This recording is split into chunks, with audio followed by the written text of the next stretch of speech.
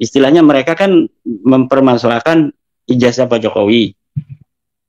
Muntang manting istilahnya itu di media sosial bahwa Bapak Jokowi ijazahnya palsu, Bapak Jokowi skripsinya palsu, Bapak Jokowi sabar. Nah, ketika Bapak Jokowi melaporkan, mereka kepanasan. Yeah. Mereka flying victim, katanya ini kriminalisasi. Kriminalisasi gimana? Anda menuduh Bapak Jokowi yang terhormat, yang 20 tahun menjabat sebagai pejabat, bahkan 22 tahun, kemudian dituduh ijazahnya palsu, sedangkan ini negara hukum, ada pasal tentang penyebaran nama baik, penyebaran berita bohong, kemudian dilaporkan oleh Bapak Jokowi, kemudian Anda bilang ini adalah kriminalisasi. Nah, sekarang kita ke topik berikutnya, yaitu tentang sekelompok orang yang datang ke Habib Rizik Syihab. Ini sembari Kiai Mat Hudud santai, saya akan mengambil alih narasinya untuk membacakan highlight artikelnya ya. Tentu teman-teman sudah, barangkali sebagian besar sudah mengikuti berita atau perkembangan peristiwa mengenai tuduhan ijazah Pak Jokowi dituduh sebagai palsu, kemudian sekelompok orang yang menjadi penuduh ijazah palsu itu bertemu ke Habib Rizik Syihab yang nasabnya palsu itu. Nah, di sini saya mau memberikan beberapa highlight yang saya kumpulkan dari 2 atau 3 artikel ya, dari Republik Depok. Ini saya bacakan aja sebagai pemberian konteks awal sebelum saya menuju Kiai Mat untuk bertanya komentar beliau. Saya mengikuti betul perjuangan Bang Rismon dan kawan-kawan. Mereka tidak asal bicara, tetapi melakukan penelitian ilmiah yang sah. Dan langkah mereka selanjutnya, yaitu melaporkan ke Bareskrim Mabes Polri, itu juga sudah on the track, sudah benar. Ujar Habib Rizik di kediamannya Petamburan, Jakarta 5 Mei 2025, jadi 5 hari yang lalu. Ia menegaskan bahwa dalam kasus yang menyangkut dugaan pemalsuan dokumen penting seperti ijazah presiden, jalur hukum adalah satu-satunya jalan pembuktian. Karena ini menyangkut pidana, maka harus dibuktikan di pengadilan. Di sana nanti bisa dijabarkan mana buktinya, mana datanya. Kalau asli ya sudah, analisis ilmiah gitu. Tapi kalau terbukti palsu ya harus dihukum. Ini sikap yang semestinya juga ditimpakan kepada kasus polemik nasab klan Habib Alwi itu. Habib Rizik juga menyinggung sikap aparat yang justru memproses laporan balik terhadap Dr. Rismon. Saya heran kok justru pelapor yang dikriminalisasi. Ini kan penelitian ilmiah, bukan fitnah. Jadi saya minta ke Kapolda Metro Jaya abaikan laporan itu. Ini murni proses ilmiah, bukan kebencian. Ya sama dengan polemik nasab ini, kajian ilmiah Kiai Jimaduddin Usman Al-Bantani dan kajian-kajian lain dari Profesor Menahem Ali di bidang filologi, Dr. Sugeng Sugiarto, serta lain sebagainya, itu juga bukan kebencian, itu murni proses ilmiah.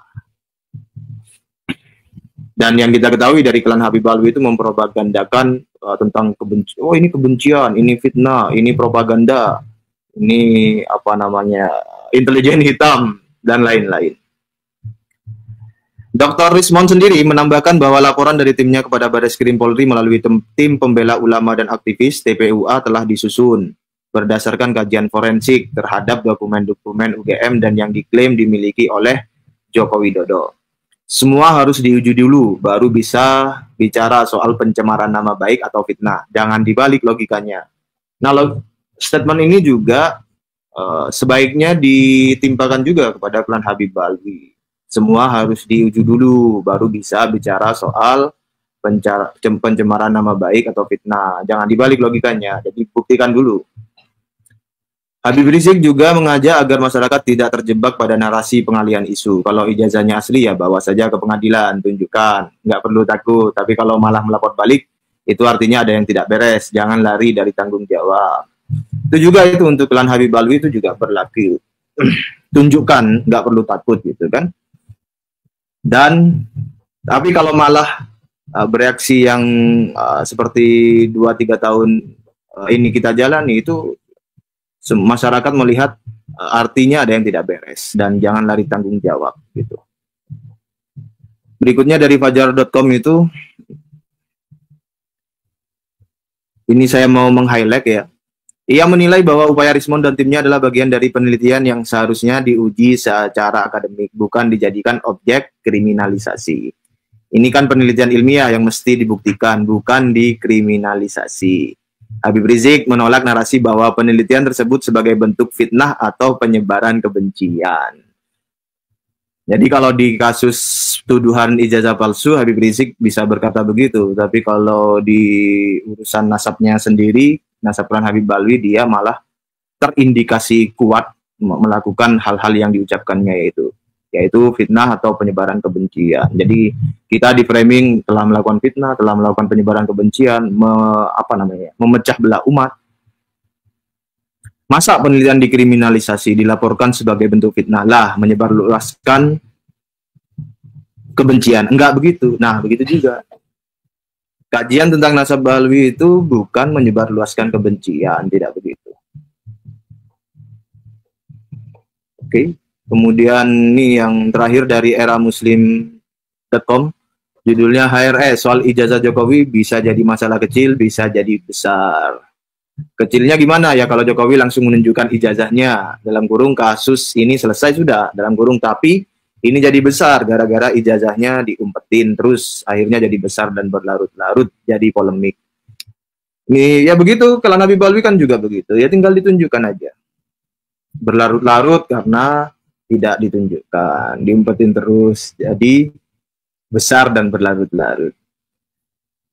Nah ini yang menarik nih terakhir ya. Kalau saya nggak pusing-pusing, saya ditanya, Habib betul punya ijazah S3? Tanda tanya, betul. Mana buktinya? Ya saya tunjukin, selesai kan?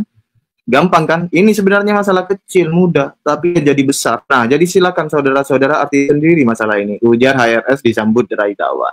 Ya ini persis untuk Klan Habib Alwi di konteks polemik nasab itu. Ya tidak perlu pusing-pusing, tinggal ditanya, punya buktinya enggak sebagai cucu Nabi? Oh, betul cucu Nabi, mana buktinya? Ya tunjukin begitu. Tidak perlu kan kemudian memframing tesis kandang kebo, kemudian ini sebatas yang saya ingat ya, suara jangkrik, kemudian di framing lagi penyebar kebencian, memecah belah umat, fitnah, dan lain-lain sebagainya, yang itu data-datanya bisa kita lihat secara lengkap di YouTube atau media sosial lainnya. Itu pengantar dari saya untuk topik kedua. Baik, ini Kiai Mat sudah bergabung kembali.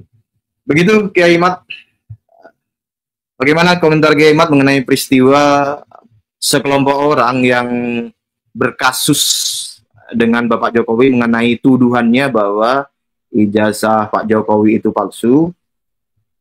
Mereka soan atau joint venture dengan Habib Rizik Syihab yang nasabnya terbukti palsu itu. Monggo ya Imat, gimana?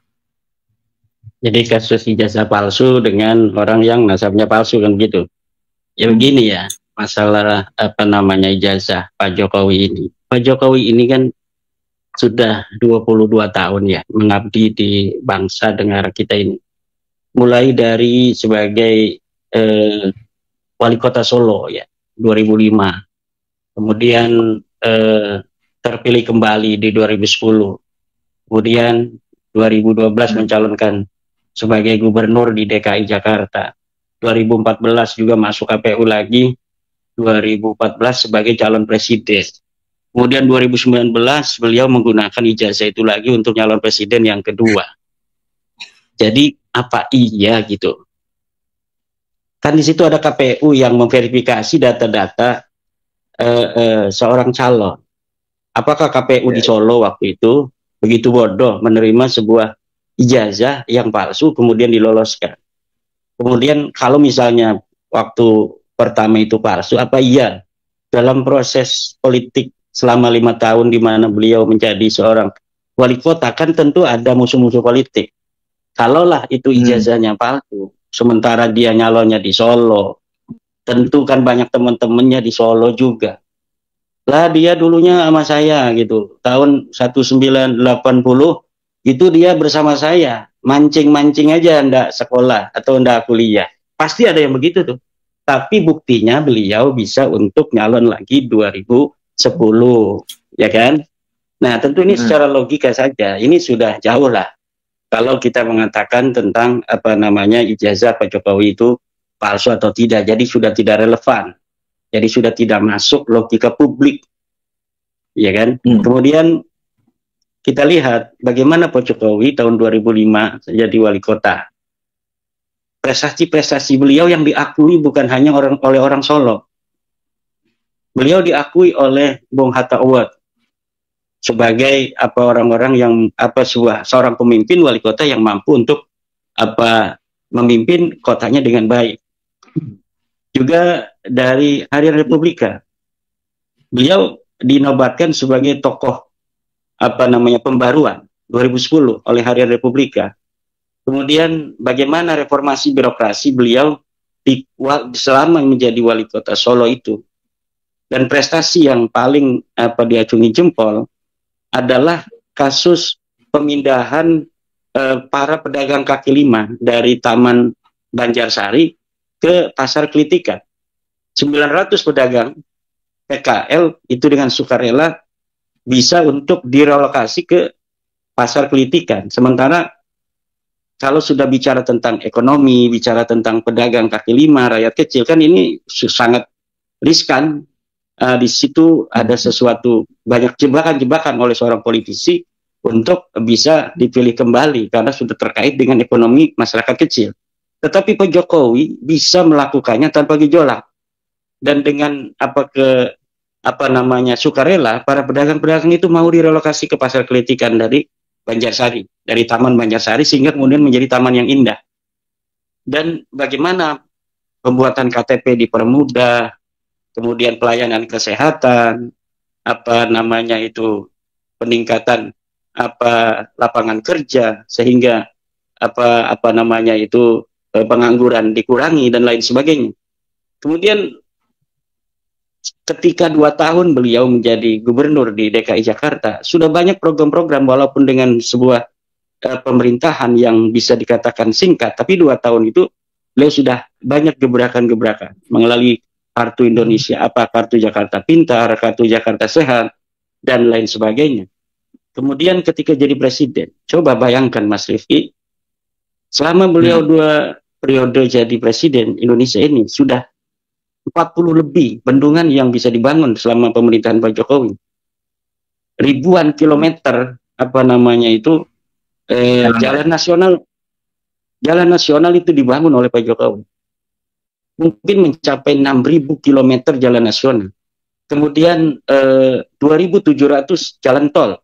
Hingga kita ke Surabaya itu sekarang 9 atau 10 jam sudah nyampe. Kemudian jalan desa, Bang Rifki. Coba jalan desa itu 300.000 km jalan desa dibangun oleh Pak Jokowi selama pemerintahannya. Kemudian jembatan di desa-desa itu 2 juta meter jembatan desa bisa dibangun oleh Pak Jokowi. Kemudian pelabuhan dan bandara itu bisa dibangun oleh Pak Jokowi. Kemudian IKN, ini adalah mercusuar IKN ini yang harus apa namanya dilanjutkan karena ini adalah merupakan jawaban dari berbagai macam permasalahan DKI Jakarta. Pemerataan pembangunan antara Indonesia, Pulau Jawa dengan pulau lainnya. Nah ini mampu dilakukan dengan keberanian dan kecerdasan oleh Pak Jokowi tanpa banyak ngomong kan. Lalu tiba-tiba hari ini ada orang ketika Pak Jokowi sudah selesai menjalankan tugas sebagai pemimpin yang diakui oleh dunia, juga diakui sendiri oleh Bapak Presiden kita yang ke-8 hari ini Bapak Prabowo, bahwa Bapak Jokowi sebagai Presiden ke-7 itu telah mampu membawa Indonesia ini sampai pada apa namanya sekarang ini dalam tahap-tahap apa namanya rakyat tidak kekurangan makan, rakyat relatif sejahtera. Kemudian apa namanya itu Pak Prabowo sebagai seorang manusia yang menunjukkan rasa terima kasih kepada Pak Jokowi ketika beliau beberapa kali sejak tahun 2004 atau 2000 berapa mencalon belum pernah jadi, didukung Pak Rizik Syihab itu nggak pernah jadi. Ketika nggak didukung Pak Rizik Syihab, didukung Pak Jokowi malah jadi. Tentu yang menurut Gus Dur Bapak Prabowo adalah merupakan sosok yang ikhlas. Kalau yang mau yang ikhlas pilih Pak Prabowo. Kalau mau ikhlas itu Pak Prabowo. Begitu kalau Gus Dur. Maka karena saya meyakini Gus Dur seorang waliullah, saya kira Bapak Prabowo tidak akan melupakan Bapak Jokowi. Jadi orang yang ingin memisahkan antara Bapak Prabowo dan Bapak Jokowi, menginginkan Bapak Jokowi ditinggalkan oleh Bapak Prabowo, saya kira itu mimpi di siang bolong. Usaha-usaha ijazah palsu ini dikemukakan, kemudian juga merupakan sebuah upaya-upaya itu. Bagaimana seorang Joko Widodo yang telah membantu Bapak Prabowo sampai beliau menjadi seorang presiden, walaupun tentu dengan kerja-kerja kolektif dari tim Bapak Prabowo yang lain juga. Tetapi saya kira Bapak Prabowo menginsafi bahwa peran Bapak Jokowi dalam menjadikan beliau sebagai presiden itu besar. Nah, dari situ usaha-usaha untuk memisahkan antara Bapak Prabowo dan Bapak Jokowi adalah mimpi di siang bolong. Dan usaha-usaha yang aneh lagi adalah usaha untuk bagaimana Bapak Gibran ini dimajukan sebagai wakil presiden.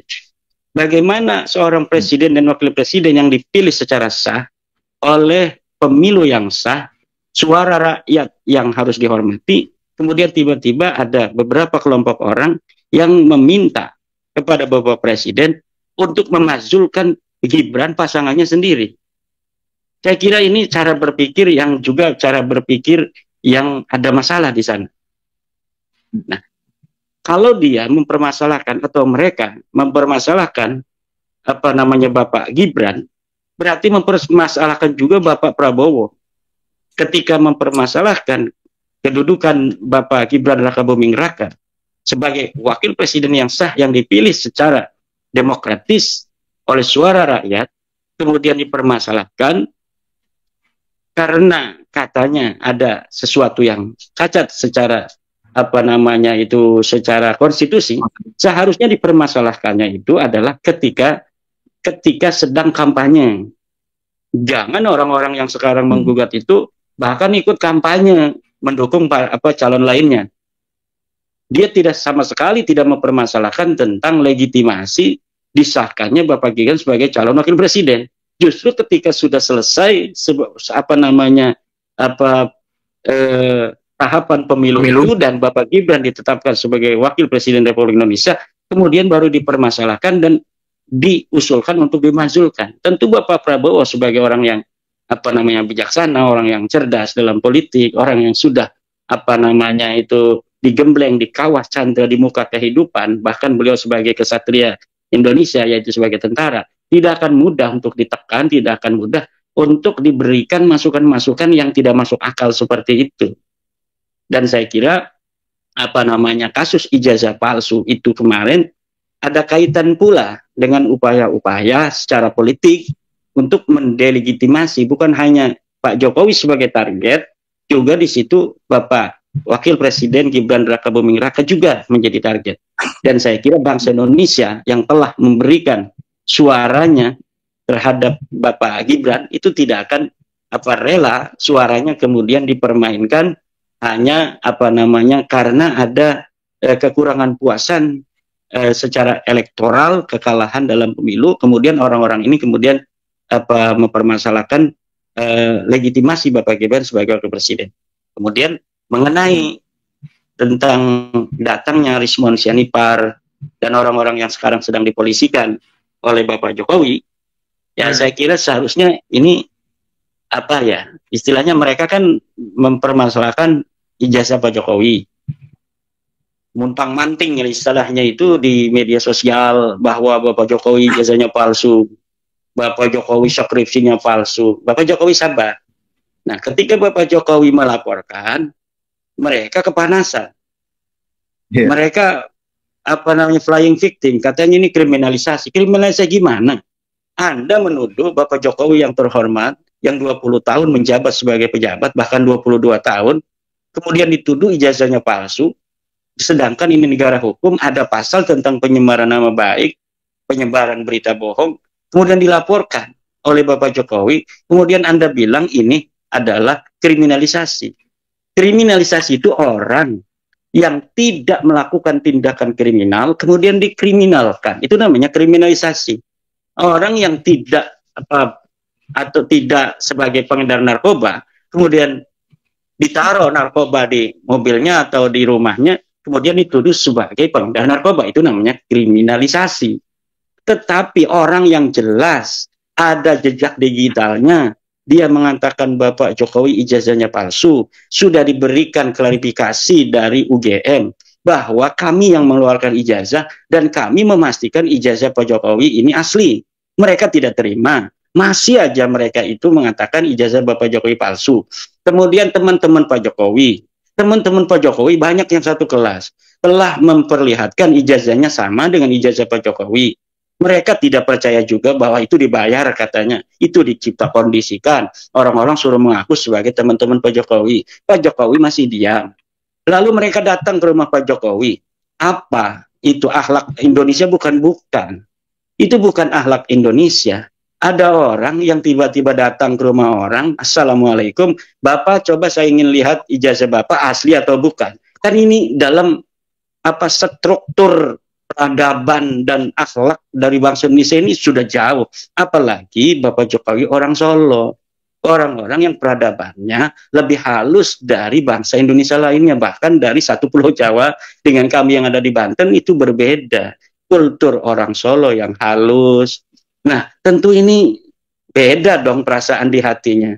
Dicatat oleh Pak Jokowi. Oke, berarti ini orang-orang ini bukan mencari kebenaran. Orang ini ingin mencari masalah. Mungkin dia ada benci pada saya. Boleh. Nanti negara hukum, saya laporkan saja. Dilaporkanlah sama Pak Jokowi. Setelah dilaporkan, mereka kemudian ke Kelabakan. Minta bantuan ke beberapa tokoh, termasuk ke Bapak Rizik Syihab. Mengadukan ijazah palsunya Pak Jokowi. Mungkin kata Bapak Rizik Syihab, saya juga lagi pusing sebenarnya menghadapi tuntutan nasab palsu. Kalian datang kepada saya untuk melaporkan ijazah palsu. Antara ijazah palsu dan nasab palsu, mana yang lebih berat? Seharusnya saya yang datang pada Anda untuk meminta bantuan tentang nasab palsu, bukan Anda datang pada saya untuk meminta bantuan tentang ijazah palsu. Mungkin begitu, tapi kan kita nggak tahu ya. Cuma saya kira ini aneh ya, atau bukan aneh. Kita bisa untuk kemudian mengambil kesimpulan bahwa sebuah gerakan yang sebelumnya itu tidak diketahui, gerakan ini sepertinya ini dari rakyat yang menemukan indikasi adanya kepalsuan ijazah dari Time New Roman yang tidak ada di tahun 1980-an, kemudian sudah ada dicetakan misalnya skripsinya di ijazahnya, kan asalnya itu dari masyarakat kelihatannya. Tapi ketika mereka mendatangi Bapak Rizik udah kelihatan, oh berarti ini circle-nya di sini, benang merahnya ini. Satu orang yang mempunyai dendam politik karena kalah melulu dalam pemilu, mendukung calon kalah melulu, FPI-nya kemudian dibubarkan, ada dendam di situ mungkin kan. Nah kemudian ketika dipermasalahkan, nyatanya datangnya ke dia juga, berarti ini di situ benang merahnya. Dan ini kita bisa lihat bahwa Bapak Prabowo harus cerdas. Bapak Prabowo harus hati-hati, bahkan kepada para senior sendiri pun, dari Bapak Prabowo sebagai tentara, senior kemarin kan para jenderal-jenderal, ada purnawirawan yang mengusulkan 8 poin itu. Ada diantaranya, saya juga setuju itu, di antara 8 poin itu ada yang setuju, yaitu tentang PIK 2 untuk dibatalkan. Itu saya sangat setuju itu. Karena sekali lagi, bahwa PIK 2 itu sangat mengancam dari ketahanan pangan kita.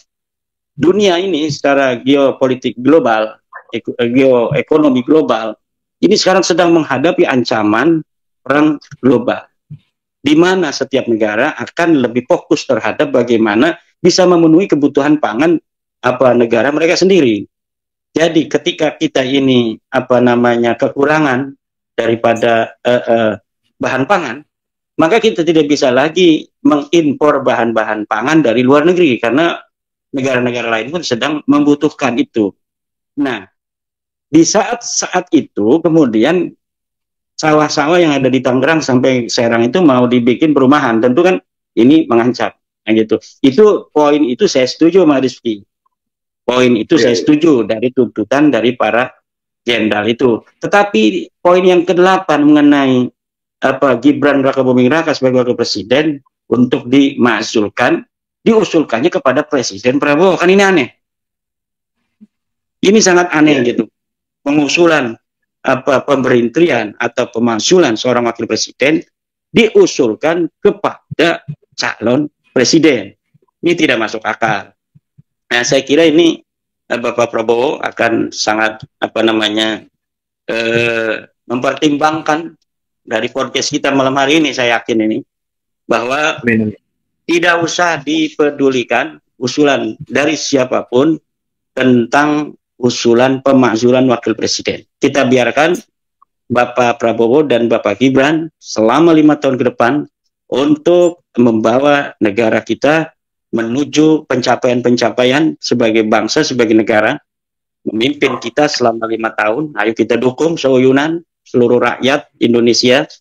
Dan mengenai usulan-usulan dari kelompok-kelompok diabaikan saja apabila itu melanggar konstitusi, karena usulan semacam itu tentu yang tidak sesuai dengan konstitusi kita dan mencederai, melukai pilihan masyarakat yang telah dengan sukarela pada saat pemilu menggunakan hak demokratis mereka sebagai warga negara Republik Indonesia.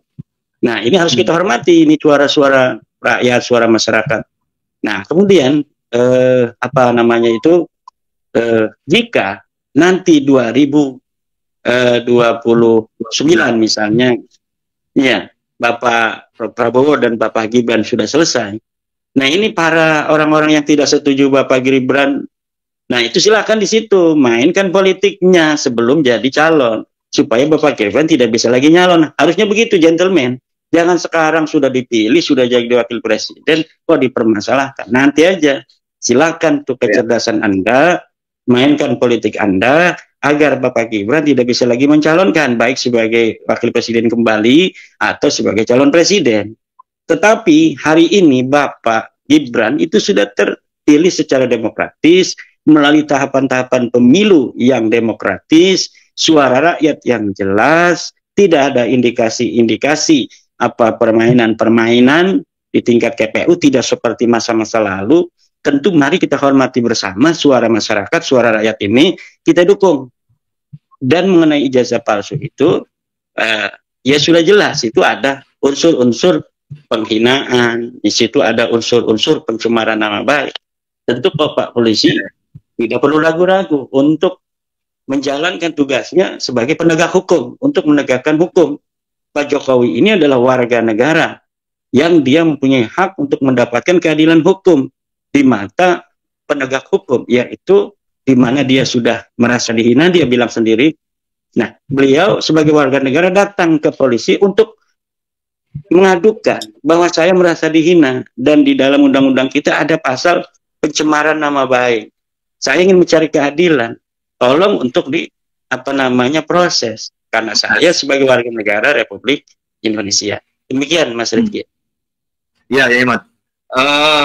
Kalau memang Rizik Syihab itu yakin ijazah Pak Jokowi itu palsu, kemungkinan besar berdasarkan kebiasaan perilaku mereka, Rizik Syihab juga akan memasukkan laporan juga itu. Idealnya ya, kalau memang yakin ya Rizik Syihab ikut di dalam tim atau bikin laporan yang terpisah tapi dengan kasus yang sama. Tapi faktanya kan tidak ikut-ikut. Hanya hanya berkomentar begitu-begitu. Kemudian Kiai Imad, kalau selain tentu tadi Kiai Imad sudah menyinggung tentang benang merah antara kelompok yang mempermasalahkan ijazah Pak Jokowi dengan geng Petamburan itu, tapi saya ingin komentar lebih lanjut barangkali untuk memperjelas. Kira-kira menurut Kiai Imad, apa yang menjadi dorongan motif dari kelompok penuduh ijazah palsu itu kok sowannya itu ke Rizik Syihab gitu? Apa urgensinya bagi mereka itu? Kira-kira menurut Kak Imat bagaimana? Mungkin karena Bapak Rizik dianggap relatif lebih kenal dengan Bapak Prabowo, karena kan dulunya bareng-bareng udah lama tuh waktu nggak jadi terus itu. Ya, jadi ketika didukung oleh Pak Rizik kan nggak jadi-jadi tuh. Itu kan tentunya ada perasaan senasib lah dulu gitu. Nah, kemudian Bapak Bapak Prabowo mungkin kan mikir, oh waktu didukung Pak Rizik saya nggak jadi-jadi, oh didukung Pak Jokowi langsung jadi, ya kan begitu. Nah, berarti ini ada sesuatu nih, kehebatan dari Bapak Jokowi atau apa namanya, kesialan daripada Bapak Rizik dan kelompoknya, kan gitu. Nah, tapi tentu ada apa namanya itu sisa-sisa hubungan itu dianggapnya kan. Gak mungkin orang kok bisa melupakan semuanya.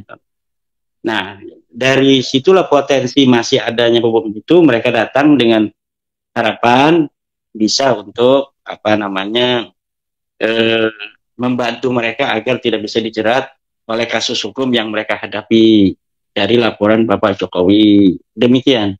Atau mungkin Pak Rismon Sianipar CS ini ingin supaya Pak Rizik turun ke jalan kembali, turun ke jalan membawa massa demo di depan Mabes Polri bahwa jangan kriminalisasi ulama kita, Syekh Rismon Sianipar. Ini kriminalisasi ulama, saudara. Ini mungkin inginnya begitu mungkin Pak Rismon Sianipar.